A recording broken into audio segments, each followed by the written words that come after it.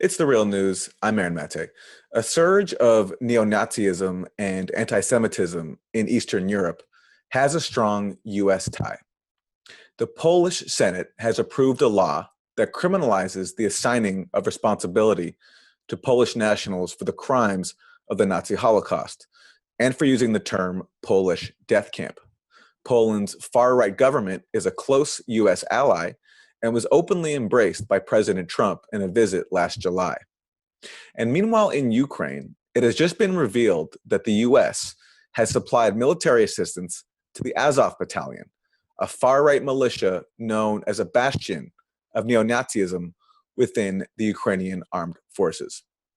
Max Blumenthal is a best-selling author and senior editor of the Gray Zone Project. His recent piece, published by The Real News, is called "The U.S. is Arming and Assisting Neo-Nazis in Ukraine While Congress Debates Prohibition." Welcome, Max. Let's start with what you have reported for The Real News about Ukraine. You call this a truly scandalous episode of close to covert U.S. support for neo-Nazism in Ukraine. Explain what's going on there. Yeah, the Azov Battalion is essentially a militia that's grown out of the Patriot of Ukraine party, which was a neo-Nazi white nationalist party founded by a street demagogue named Andrei Beletsky, who has pledged to restore the honor of the white race, in his words, has through his national or social national party in the Ukrainian parliament advanced laws forbidding race mixing, this kind of thing.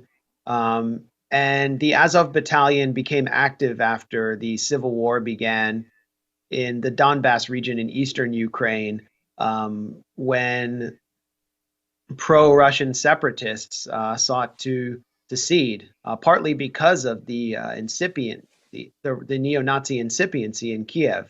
They didn't want any part of it. They speak Russian. Their language is not going to be recognized by the new government.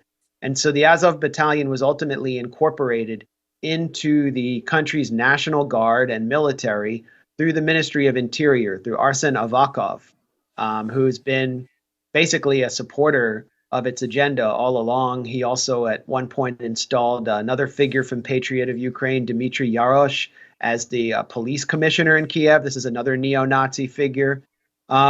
And, you know, all along we saw these denials, especially in 2014 during the Maidan so-called Revolution of Dignity, which was actually a right-wing nationalist coup against a democratically elected government.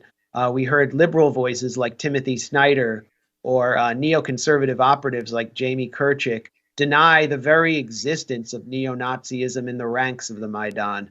Now I think it's very clear that Azov is on the march, and I'll get to that in a minute. What I did here at The Real News was compile a series of reports, including from Azov's own website, that demonstrate that U.S. military trainers have visited Azov in the field to train and exchange logistical information. They appeared in uniform with Azov Battalion members who are wearing the Wolf's Angel patch, which is a Nazi SS symbol, a runic neo-Nazi symbol on their arm. This is just a scandalous spectacle.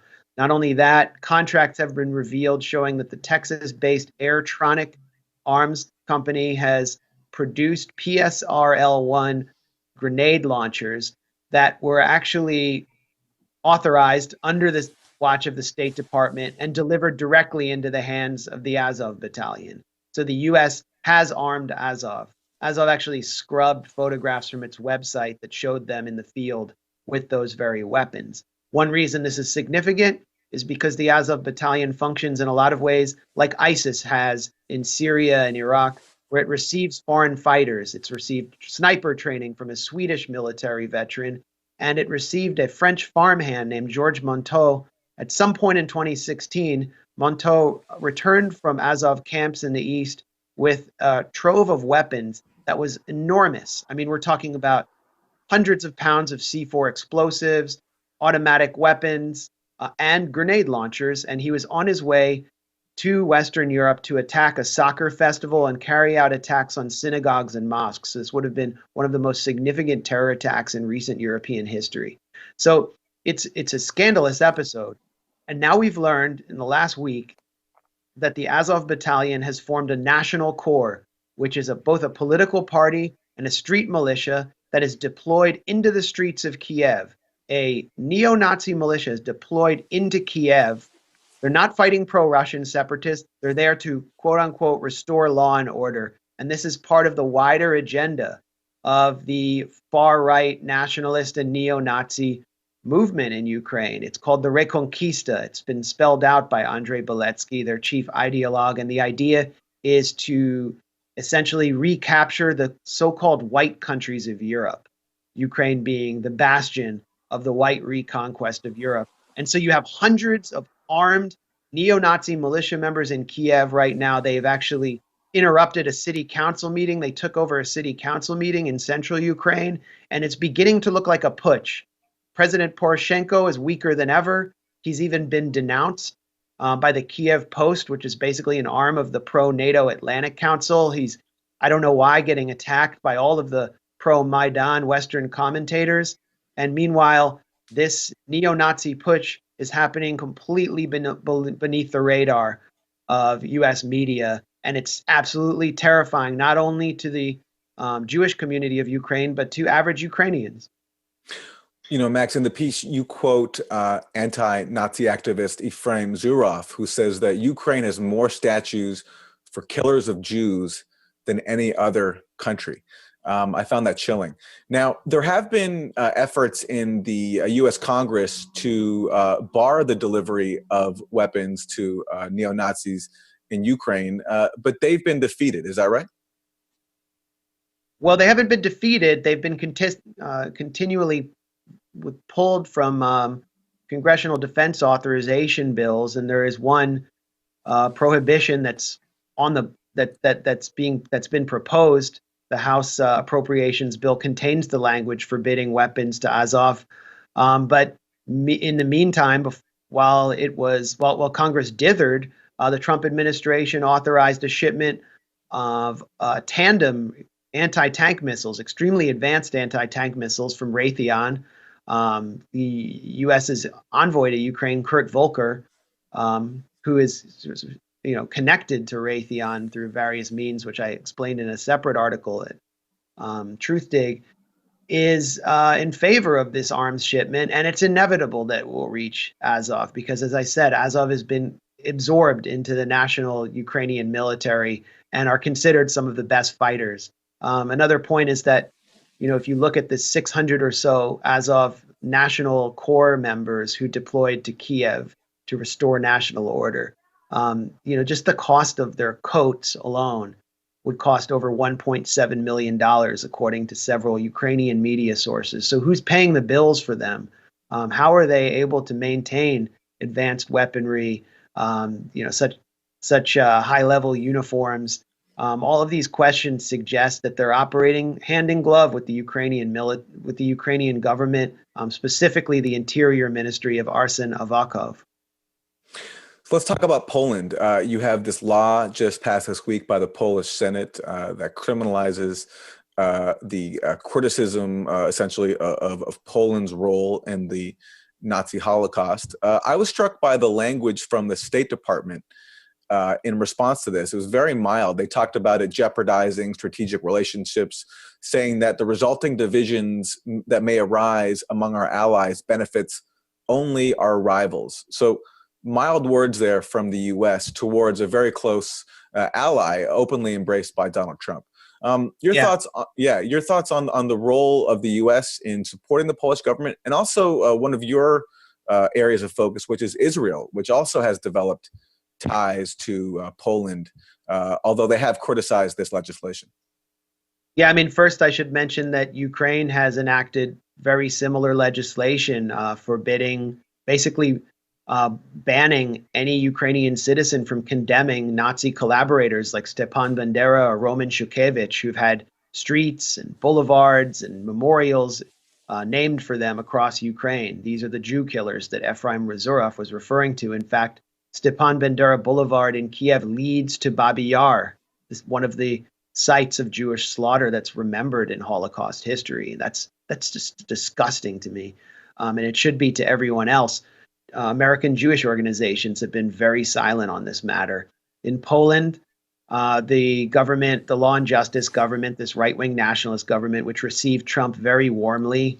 Trump gave that speech where he echoed a lot of their language about the clash of civilizations and values, has enacted, a law forbidding Polish citizens, or the Senate has passed a law forbidding Polish citizens from referring to Polish death camps.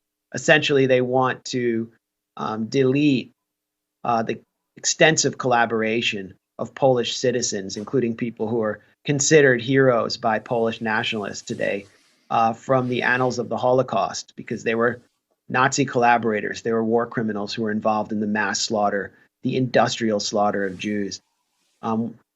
Israeli government has been very upset about this week. Israeli media has been turning to the so-called bubbies, the grandmothers who came to Israel after the Holocaust out of the displaced persons camps.